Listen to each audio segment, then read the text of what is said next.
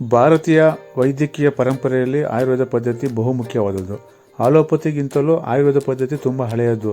ಇತ್ತೀಚಿನ ಕಾಯಿಲೆಗಳಿಗೆ ಆಲೋಪತಿ ಪದ್ಧತಿ ಕೂಡ ಅತ್ಯವಶ್ಯಕವಾಗಿದೆ ಎಂದು JSS ಆಯುರ್ವೇದ ಕಾಲೇಜಿನ ಮುಖ್ಯಸ್ಥ ಡಾಕ್ಟರ್ ಸಿದ್ದೇಶ್ ಆರಾಧ್ಯ ಹೇಳಿದರು. ಪಾಂಡುಪುರ JMFC ನ್ಯಾಯಾಲಯದ ಆವರಣದಲ್ಲಿ ಮೈಸೂರಿನ JSS Mahavidyapeetha, JSS Ayurveda college ಮತ್ತು ಆಸ್ಪತ್ರೆ ಹಾಗೂ ಪಾಂಡುಪುರ ವಕೀಲರ ಸಂಘದಿಂದ ಆಯೋಜಿಸಿದ ಉಚಿತ ಆರೋಗ್ಯ ತಪಾಸಣಾ ಶಿಬಿರದಲ್ಲಿ ಭಾಗವಹಿಸಿ ವಕೀಲರು ಹಾಗೂ ಸಾರ್ವಜನಿಕರು ತಪಾಸಣೆ ಮಾಡಿ ಅವರು ಮಾತನಾಡಿದರು. ಆಯಾಯ ರೋಗಗಳಿಗೆ ತಕ್ಕಂತೆ ಜನರು ಆಲೋಪತಿ ಮತ್ತು ಆಯುರ್ವೇದ ಇವೆರಡನ್ನು ಬಳಕೆ ಮಾಡಿಕೊಂಡು ಸದಾ ಆರೋಗ್ಯವಂತರಾಗಬೇಕು ಎಂದು ಸಲಹೆ ನೀಡಿದರು. ಶಿಬಿರಕ್ಕೆ ಚಾಲನೆ ನೀಡಿದ JMFC ನ್ಯಾಯಾಲಯದ ಪ್ರಧಾನ ಹಿರಿಯ ಸಿವಿಲ್ ನ್ಯಾಯಾಧೀಶರಾದ ಆರ್ ಮಹೇಶ್ ಮಾತನಾಡಿ, ಸರ್ವಜನರಿಗೂ ಸರ್ವೋಪಯೋಗವಾಗುವಂಥ ಆರೋಗ್ಯ ಶಿಬಿರವನ್ನು ವಕೀಲರ ಸಂಘವು ಆಯೋಜಿಸಿರುವುದು ಮೆಚ್ಚತಕ್ಕದ್ದು. ಇದನ್ನು ಎಲ್ಲರೂ ಸದುಪಯೋಗಗೊಳಿಸಬೇಕೆಂದು ಕರೆ ನೀಡಿದರು. ಬೆಳಗ್ಗೆ 9:30ಕ್ಕೆ ಪ್ರಾರಂಭವಾದ ಶಿಬಿರವು ಮಧ್ಯಾಹ್ನ 2ರವರೆಗೆ ನಡೆಯಿತು. ನೂರಾರು ಮಂದಿ ಆರೋಗ್ಯ ತಪಾಸಣೆ ಒಳಗಾದರು. ಇದೇ ವೇಳೆ ನ್ಯಾಯಾಧೀಶರಾದ ಆರ್ ಮಹೇಶ್ ಹಾಗೂ ಎನ್ ಬಾಬು ಅವರು ಆರೋಗ್ಯ ತಪಾಸಣೆ ಮಾಡಿಸಿಕೊಂಡರು. ನ್ಯಾಯಾಲಯದ ಸಿಬ್ಬಂದಿಗಳು, ವಕೀಲರು, ಕಕ್ಷಿದಾರರು ಮತ್ತು ಅವರ ಕುಟುಂಬದವರು ಹಾಗೂ ಸಾರ್ವಜನಿಕರು ಆರೋಗ್ಯ ತಪಾಸಣೆ ಮಾಡಿಸಿಕೊಂಡು ಔಷಧಿಗಳನ್ನು ಪಡೆದರು. ಹಿರಿಯ ಸಿವಿಲ್ ನ್ಯಾಯಾಧೀಶ ಎನ್ ಬಾಬು, ವಕೀಲರ ಸಂಘದ ಅಧ್ಯಕ್ಷ ಗಂಗರಾಜು, ಕಾರ್ಯದರ್ಶಿ KS ಮೋಹನ್ ಕುಮಾರ್, ಉಪಾಧ್ಯಕ್ಷ S ಜಯರಾಮ್, ಖಜಾಂಚಿ ಪುಷ್ಪ, JSS ಆಯುರ್ವೇದ ಆಸ್ಪತ್ರೆಯ ವೈದ್ಯ ಡಾಕ್ಟರ್ JV ಆದಿತ್ಯ ಮತ್ತು ಸಿಬ್ಬಂದಿಗಳು ಇದ್ದರು.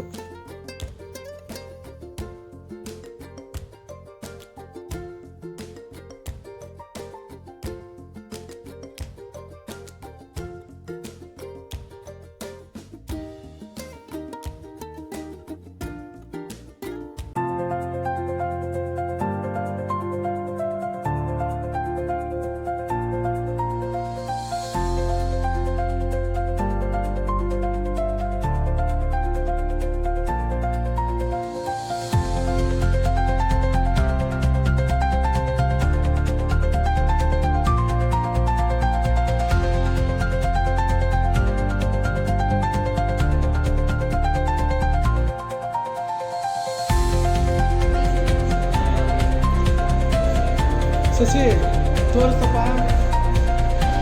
ತಗೊಂಡ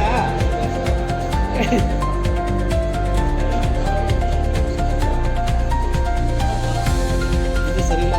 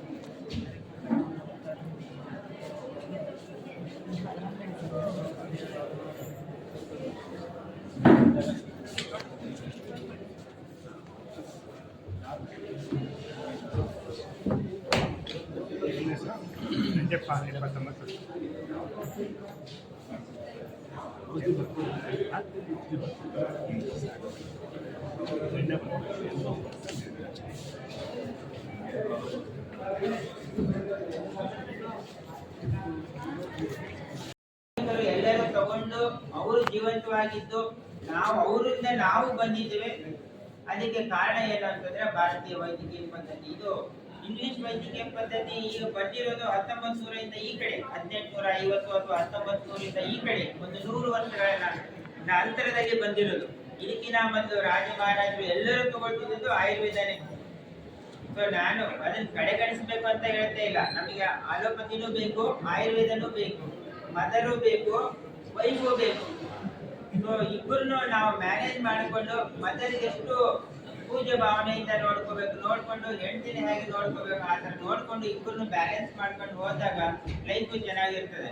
ಈಗ ಅಲೋಪತಿ ಸಡನ್ ಹಾರ್ಟ್ ಅಟ್ಯಾಕ್ ಆಯ್ತು, ಎಮರ್ಜೆನ್ಸಿ ಮೆಡಿಸಿನ್ ಬೇಕಾಯ್ತು ಅಂದಾಗ ನಮಗೆ ಅಲೋಪತಿ ಬೇಕಾಗ್ತದೆ. ಕ್ರಾನಿಕ್ ಡಿಸೀಸ್ ಇರ್ತದೆ, ಆಸ್ತಮಾ ಇರ್ತದೆ, ಆರ್ಥ್ರೈಟಿಸ್ ಇರ್ತದೆ, ಸ್ಕಿನ್ ಡಿಸೀಸ್ ಇರ್ತದೆ, ಇನ್ನೊಂದು ಬೇರೆ ಬೇರೆ ಆತರದ್ದು ಡಯಾಬಿಟಿಸ್ ಫುಡ್ ಇರ್ತದೆ. ಅಂತ ಕಡೆ ಎಲ್ಲ ಆಯುರ್ವೇದ ತುಂಬಾ ಉತ್ತಮ.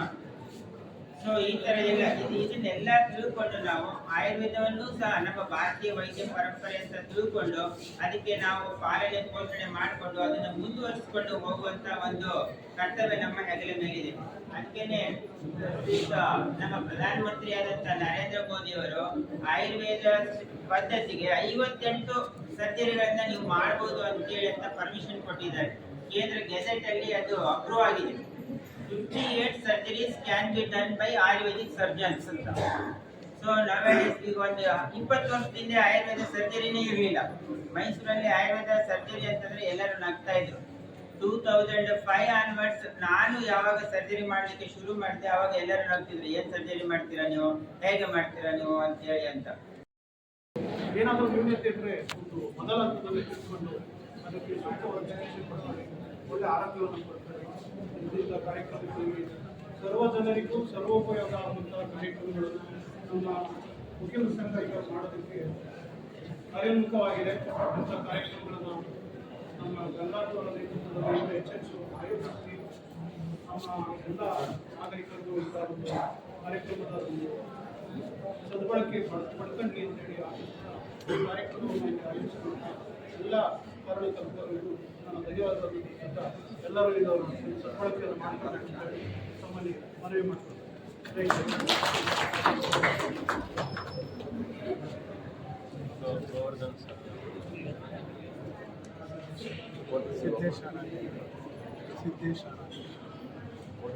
ಕಾರ್ಯಕ್ರಮದ ಕುರಿತು ಮಾತನಾಡಿದಂತಹ ನಮ್ಮ ಗೌರವಾನ್ವಿತ ನ್ಯಾಯಾಧೀಶರಾದಂಥ ಆರ್ ಮಹೇಶ್ ಸಾಹೇಬರಿಗೆ